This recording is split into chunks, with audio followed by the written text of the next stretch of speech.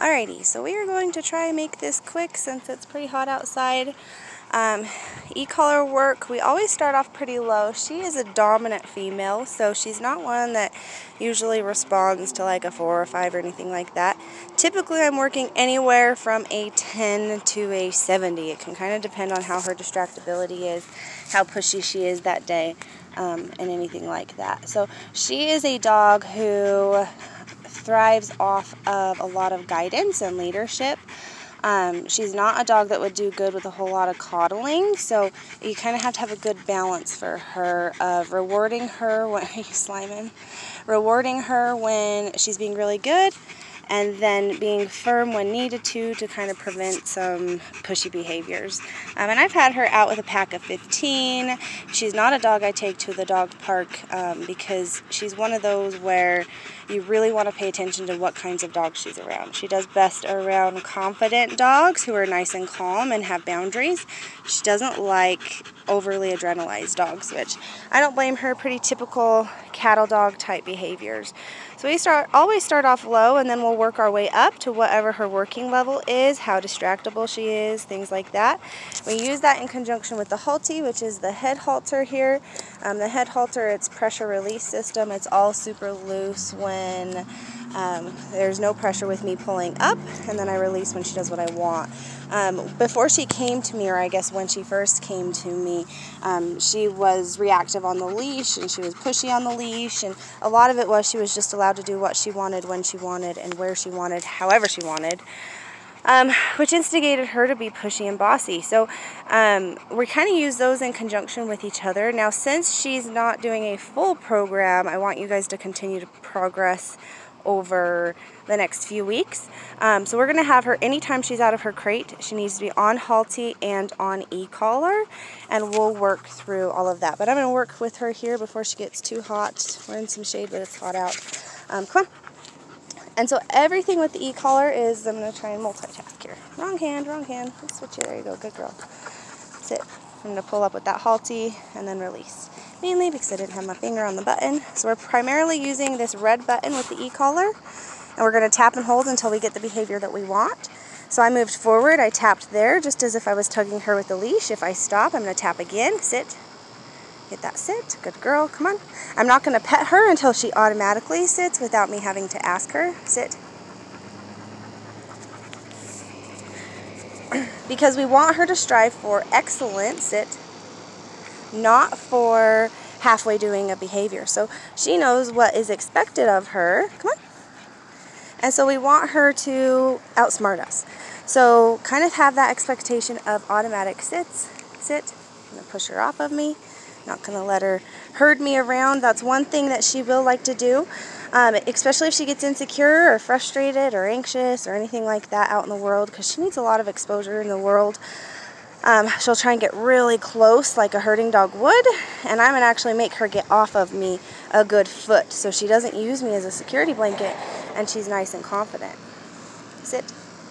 I'm going to pull up with this halty. There we go. Come on. Ah, that's better. She's like, crap. So right there, I stopped really quick. She automatically sat, and then I pet her. Right? Ah, see, that's so much better. I like when you're smart and not when you're acting all pushy. And that tells you that her brain's with you, right? Sit. Good. And every time I'm pushing that red button, I'm tapping and holding and releasing when her butt actually hits the ground. Here. Good. Step forward, get sit using that yielding. I'm going to ask her to follow with me again.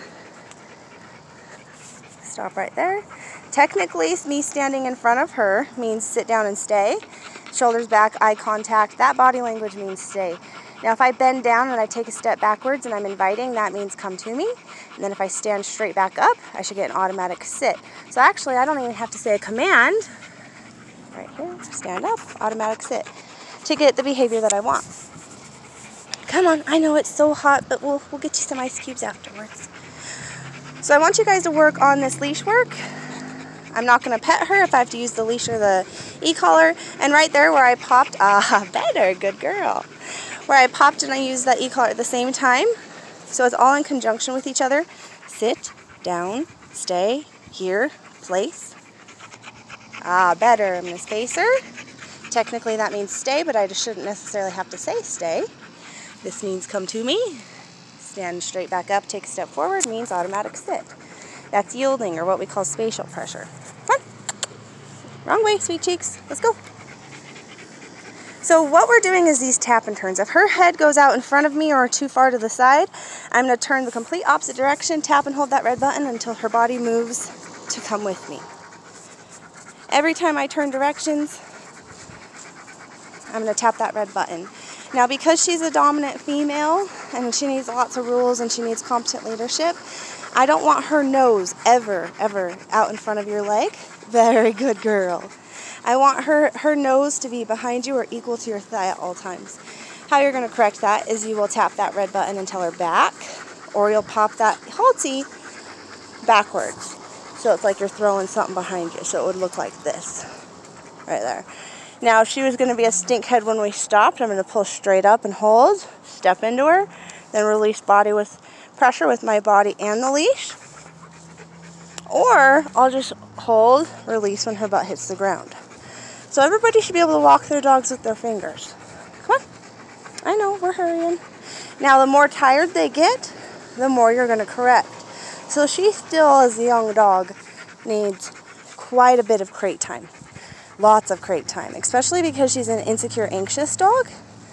We want her to transition home smoothly and not have old habits that her old owners let her have, because here she's really excellent. Every now and then we'll have a conversation about her being kind of pushy, but she's realized that us humans are just as consistent as she is persistent, and there's kind of no point, right? It's so much better to be a follower place. Nice place work is excellent for dogs. Good girl. I know, it's so hot. Place work is excellent for dogs when we're cooking, when we're cleaning. Here. Atta girl. Step into her. Step into her again. Good girl. Let's go. I don't want her zigzagging. If she pushes into your leg, I want you to either push her off and ask her to give you space, or take that opposite leg and you're going to kind of tap her right in the shoulder or the behind. So it'll look like that. And I'll just tell her, get off of me. And what that is a herding dog technique, right? They'll do that arc formation and guide the sheep, push the sheep where they want them to go. So that's a pushy, bossy behavior. Typical cattle dog thing, very subtle. People usually don't catch on to it. But it is a pushy behavior, and it feeds into her insecurities. The more pushy she's allowed to be with humans and the more coddled, the more insecure that they become. Now, that's why she didn't have any respect, or I guess she didn't have the trust and partnership with her previous owners that they had her back on her walks, because they never really took her on walks. And when they did, it was a madhouse. Good girl, good place. And so what they would do is they would take her out and then get mad at her for being reactive. Well, if she didn't think that they were competent in leading her, away from trouble, or teaching her to go through it and not be anxious, working her through those insecurities around other dogs or anything like that, of course she's going to act reactive. I wouldn't expect her to act any other way. So for right now, her schedule will be in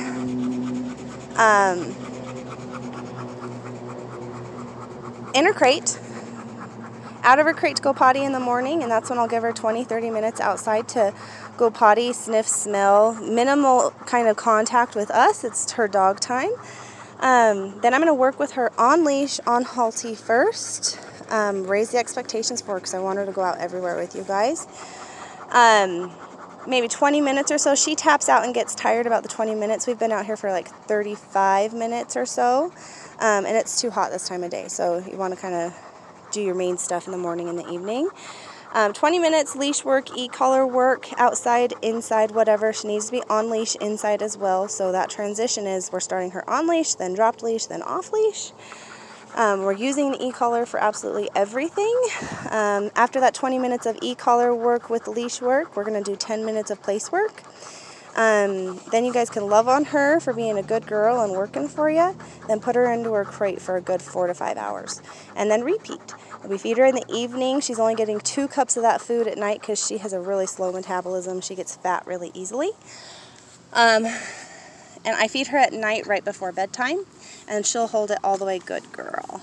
She'll hold it all the way through the night, as well as during the day. I don't have any issues with her pottying or anything like that. Obviously, she's black, so you got to be careful with her. If you're working with her outside, give her lots of breaks in the shade, lots of water. She's not really a huge drinker, so I make sure that I keep our kennel room pretty cool, since she's pretty fluffy. But she did great with the groomer, which was awesome. They said she did excellent. She'd probably never even been to a groomer before. So that was good. Got a really good de-shed on her. So probably the next time you take her to the groomer, her whole winter coat from the last year will pretty much be gone. So all this wavy stuff right here is adult or a new coat growing in since she's been on a better food, because she was on junk before. So that stuff looks like it's actually going to be pretty decent and minimal shedding, except for when she's blowing her coat. So that's nice. E-collar stuff, we're very consistent with it. Vibrate, I will use Vibrate with her. She doesn't love it, and she'll have these tendencies to kind of pull back on the leash and be pushy if I do use Vibrate with her. But that's okay, because I want it to catch her attention. Most dogs like stim better than they like Vibrate, which is typical. This little knobby here is how we go up and down. Red button we're primarily using, and it's a tap and hold until you get the behavior you want. Boost is both of those buttons together, and that goes up 5, so if I'm on a 10, it would go up to a 15. You tap and hold this button back here, and that's going to tell you how to turn the remote on and off. You tap and hold it, the LED screen is going to go on, and it's going to say off. To turn her actual collar on is a little red dot. You tap that, her collar under here. It has the same thing. That's how you're going to turn that on and off. How you're going to charge it. Her collar has one of these as well. That big button for the on-off of the main screen also is a light, so if you tap it one time or just tap it again that second time, it's going to turn an actual light on her e-collar. So that if she's outside or you guys are hiking or anything like that, you can actually see her. She'll have a halo of light wrapped around her. Come on. I know it's so hot, but we're almost done. So we'll do sits. I don't do down with her a lot because she has had a tendency to automatically want to lay down. And that's kind of from people trying to force them into a down position to get them to behave physically. I'd rather her lay down because she's showing me that she's relaxing versus not. So again, I'm only using my fingers here. Every time I turn, I'm tapping that red button, right? If she was ignoring me or she was going to be pushy, I'd go up. And then I'd go back down when she was paying attention and she was being good again. This feels a whole... There you go. So I gave her a second to think about it. Then she looked up at me with the wheels turning, kind of like what I'd call, really thinking about it. So I gave her another opportunity to make that decision on her own or have me use the leash or the e-collar. She made that decision on her own. So all dogs have jobs and they want jobs, and that's why dogs like her get a bad rap, is because they've given themselves jobs to do and they just suck at them, right? They choose the bad things because it's easier for people and dogs to do the wrong thing than it is for them to do the right thing. Ah, good girl. Nice automatic sit. So we're building leadership skills in ourselves. We're teaching her how to be a really good follower so she's nice and relaxed. If my dogs came out and walked around, she'd be this focused on me anyways, instead of being so distracted about everything else around you. The problem is people let their dogs pull out ahead of them, and they let them not pay attention to them on the walk. So no sniffing, no smelling. While we're walking, we're walking. I'll use potty breaks, and after she's been walking really good, I'll use that as a reward. So I'll say, hey, go potty. I'll let her sniff. I'll let her smell. Straight back into structured walking. Because once her nose hits the ground, 60% of her brain is no longer paying attention to us. Meaning, if a cat or a dog runs by, good luck getting their focus back. So we set them up to be successful by not giving them the opportunity to fail. I know it's hot, honey. Good girl. That's a good girl. So we want to make sure that we are setting her up to be successful. So I'd start off in areas of little to no distraction right now and then work our way up to higher distraction. If your friends have dogs who aren't that great, I probably wouldn't have her around them. I want her experiences to be positive. But she's been out with my pack. She does great. She does great with my older dog because they'll meet, they'll sniff, they'll smell, and they'll just hang out together. There's no like forced interactions, right? She just likes to have her little bubble, which is respectable. If she was to react or be anxious or anything like that, again, I'm going to correct with that red button. I might even go up and correct at a corrective level, which would be like 20 or 30 or 40. This is for kind of a lower level collar. So when I put it on you guys, you won't feel it till it's about a 13 to a 15, maybe even higher. She has a tendency to work on under 20 for me typically, but in the beginning with you guys, when she builds up that distractibility and she's learning if you guys know everything or not, you're probably going to be a little bit higher, and then you're going to work your way down, and that's our end goal, is to work our way down to the lowest level possible. But it's pretty great. Waterproof. This and her collar is waterproof. Just make sure the little tabs are pushed in so that it doesn't get to where the battery port is. But it's pretty simple. We literally use it for everything right now. And when we do our little bit of hands-on stuff, that'll kind of make sense for that. But she's doing really good with it. She can be a little bit pushy around distractions when she wants to do something and I want her to do something different. I challenge you guys just to work her through that so that she doesn't get her way, right? We want her to think that what we want is the best and easiest thing to do, and what she wants isn't. So like earlier when I had her out, she's like, yeah, it's hot, I want to go work in my kennel. And I'm like, sorry honey, we gotta work outside for a little bit. And she'd pull back on the leash a little bit, so I'd pull, give her a good tug with that leash, go up on the e-collar, get her to follow me around, and then guess what? We go up into our kennel. So we're just making it seem like everything that she's doing, everything good and fun in life comes from us, not from herself, so that we can expose her to more and more. Step into it. Good girl. She's much more sensitive to psychological pressure. I'll show you guys this. Physical pressure, she has a tendency, because she's not physically sensitive. I mean, I can give her a really solid pop with this leash, and most of the time she could care less. But psychologically, she's very sensitive. So physically, I'm like pop, pop, pop, pop, pop, pop, whatever. I could go on decent levels with the e-collar, whatever. But she's mentally sensitive. So if I just stop and I stand right in front of her, automatic sit, right? Taking up utilizing that body pressure, that spatial pressure, she's like, whoop, I'm really good at it. So if I stop and I even just turn a little bit, automatic sit. So it's really fun. Utilize that body language with her, because it's really fun. If the dog comes around and she's excitable, I'm going to pull up, step into her till she's sitting, release pressure, and she can sit and watch that dog. If she reacts, I'm going to pop, pull up, use that body language, have her watch. So it's teaching impulse control. She's already doing really good, because obviously dogs are coming and going like crazy, but you know, it's always different when she's learning new people and what they expect, and if they're going to have her back or if they're going to follow through. She's just one that likes to work. She likes to be told what to do. If you make everything black and white, she's really easy. If you coddle her and give her everything that she wants, that's when naughty behaviors come out for her. So you kind of utilize her. She's going to be like this little service dog, because she looks like it, right? Utilize her like she's going to be this little service dog, or should act like one anyways, so that she gets out and about more and it fulfills her need to have a mental job. That's really everything with her, because she's quiet, she's great in her kennel. Not too much makes her anxious anymore. I know, honey. Good girl. So she does pretty dang good for the most part. So we'll kind of start from there and keep moving forward. I give her, at the end of our activities, I'll give her lots of love and attention. Yes. It's a good girl. It's so hot, huh? I know. Good girl. She's a slobbery thing when it's hot, too.